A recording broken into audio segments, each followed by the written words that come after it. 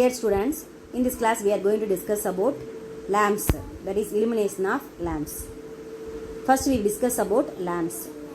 What is meant by lamp? A lamp is a replaceable component which is designed to produce light from electricity. These components usually have a base of ceramic metal, glass or plastic, etc. The origin of the very first lamp dates back to 70,000 BC. Invention of the first practical incandescent lamp by Thomas Edison in the 19th century. Invention of the incandescent light bulb from Thomas Edison, and so on. Types. Many are available in the market. Example, incandescent, sodium, neon, etc. Let us discuss about types of lamps. There have been significant improvements in lamp efficiency as well as the different types of lamp after invention. They can be divided into two main categories. One is incandescent, another one is luminescent gaseous discharge lamps. The gaseous discharge type of lamp is either low or high pressure. Low pressure gaseous discharge sources are fluorescent and low pressure sodium lamps. Mercury vapor, metal halide and high pressure sodium lamps are considered as high pressure gaseous discharge sources. Each light source will be described in terms of its three primary components. One is light producing element, that is lamp. Another one is enclosure, that is luminaire. And finally electrical connection. Let us see about fluorescent lamp. It is a circuit diagram of a fluorescent lamp. It has a supply and two electrodes A and B. There will be a starter, choke, and there will be two capacitors C1 and C2. Let us see the construction of the fluorescent lamp. The figure shows the constructional details of fluorescent lamp. It consists of long glass tube which is internally coated with a little quantity of argon gas is also filled in the tube. There are two electrodes A and B made up of coiled tungsten filament coated with an electron emitting material. The control circuit of the tube contains glow type starter, choke L and two capacitors C1 and C2. There are two electrodes of which one is fixed while other is U-shaped bimetallic strip made by two different metals. These electrodes are sealed in a glass bulb which is filled with a mixture of helium and hydrogen. The contacts are normally open. The coating effect used depends upon the color effect desired and many consist of zinc silicate, cadmium silicate or calcium tungstate. They are commonly known as phosphorus. Let us see the working of fluorescent lamp.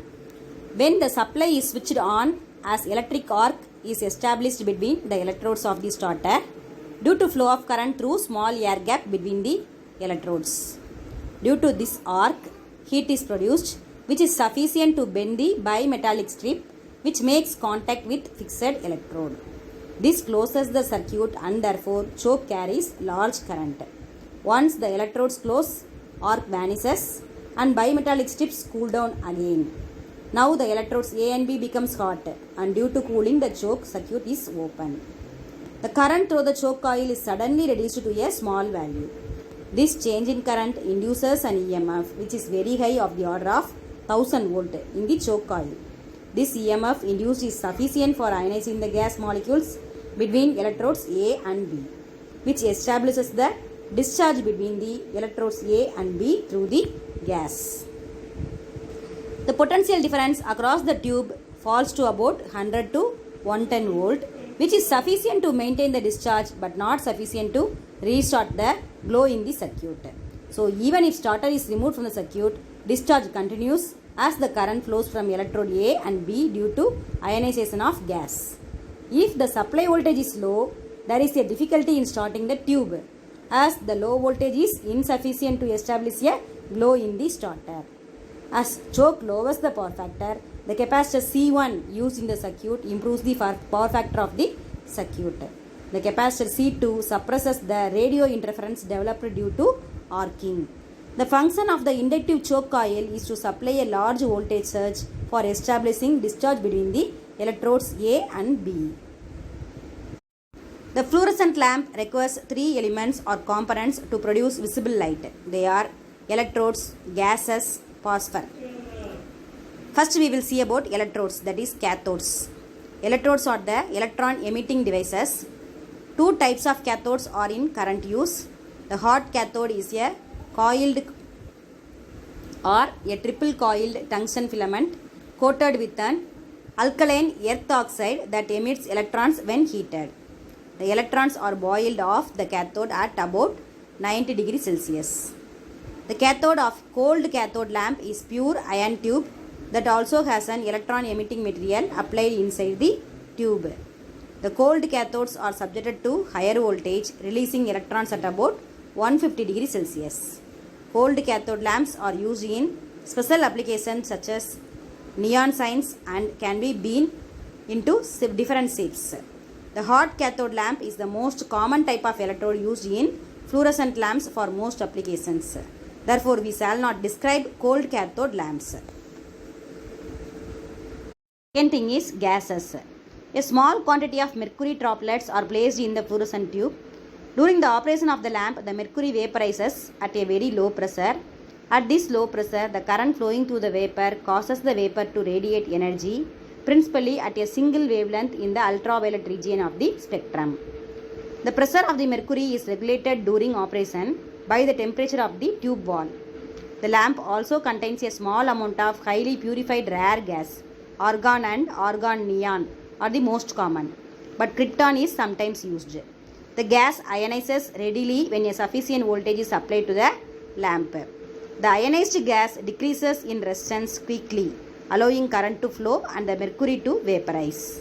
Then let us see about phosphor. This is the chemical coating on the inside wall of the tube or enclosure.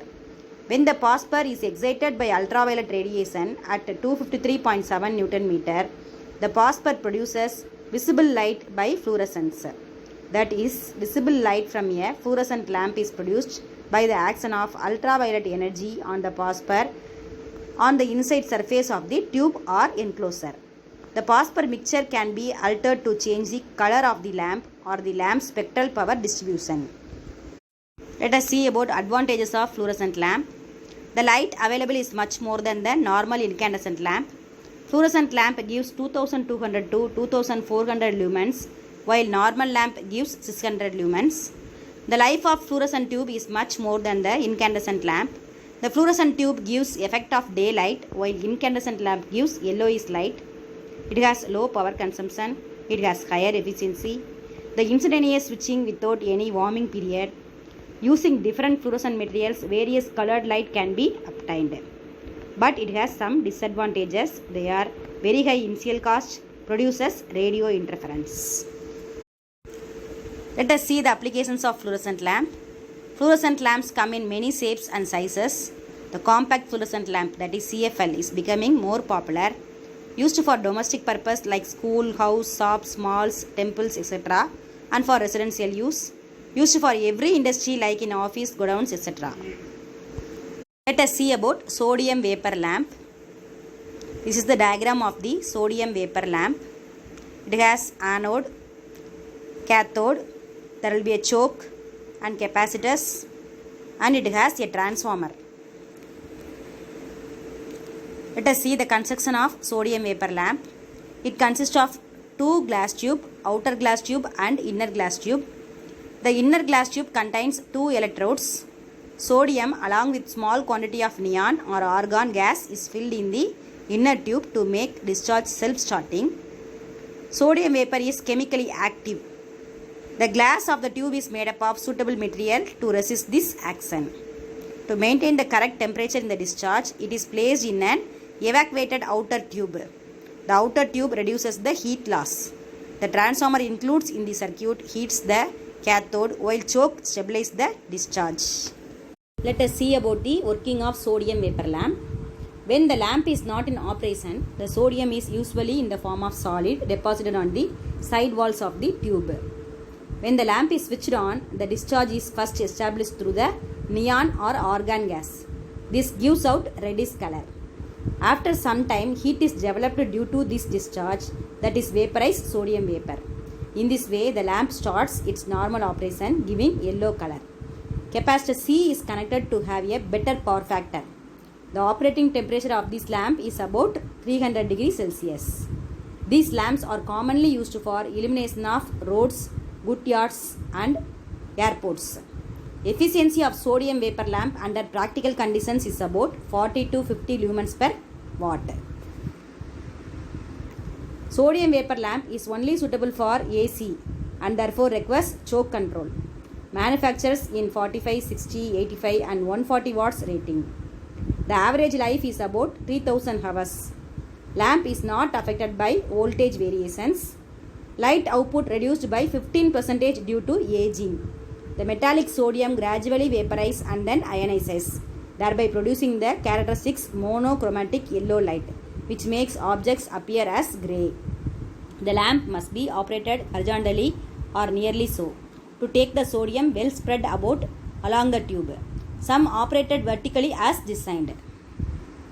Then advantages of sodium vapor lamp. Its efficiency is higher than that of the filament lamp. It has a long life, but it also has some drawbacks. They are: the bright yellow color obtained is not suitable for indoor lighting, so it is not useful in residential, that is the houses. For the necessary output, long tubes are required. For giving full output, sometimes about 10 minutes is required. The lamp fails to operate when the filament breaks or burns out. The cathode stops to emit electrons. And third one is the sodium particles may concentrate on one side of the tube. And finally, the tube is blackened owing to sodium vapor action on the glass, in which case the output will be reduced. And let us see the applications of sodium vapor lamp. First, it is used in highway. It is used for general outdoor lighting where color discrimination is not required, like street light, park, rail yards, storage yards, etc. Let's see about the mercury vapor lamp. It is the diagram of the mercury vapor lamp. It has the supply, choke, capacitor and there will be a resistance. There will be two electrodes A and B. Let us see the construction. The lamp consists of two bulbs, inner bulb and outer bulb. The electric discharge takes place in the inner bulb. The outer bulb protects the inner bulb and reduces loss of heat. The inner bulb consists of a small amount of mercury and argon gas. The two electrodes E and B are made up of electron emitting material. Three electrodes B, E and S are provided in the inner bulb. The electrode E is connected to electrode S through a high resistance. Choke L and capacitor C forms the control circuits of the lamp. Let us discuss about the working of mercury vapor lamp. When the supply is switched on, the initial discharge is established between electrodes B and S through the argon gas and then between electrodes B and E. The heat produced due to this discharge is sufficient to vaporize mercury and the discharge through the mercury vapor takes place. In this normal operation of the lamp, it emits or radiates its characteristic light. The electrode S is called as starting electrode or auxiliary electrode. The choke serves to limit the current drawn by the electrodes to a safe limit. The capacitor C improves the power factor of the lamp. These lamps are widely used for outdoor street lighting where a high illumination is necessary, where the color of the light is not important. Advantages of mercury vapor lamp. Its efficiency is high and output is more. It has a long life. And drawbacks. The initial time required for warming up is more, about 5 minutes. If lamp goes out while in service, cooling is required for restarting. This cooling reduces the vapor pressure. Each lamp contains mercury which can be harmful to both humans and wildlife.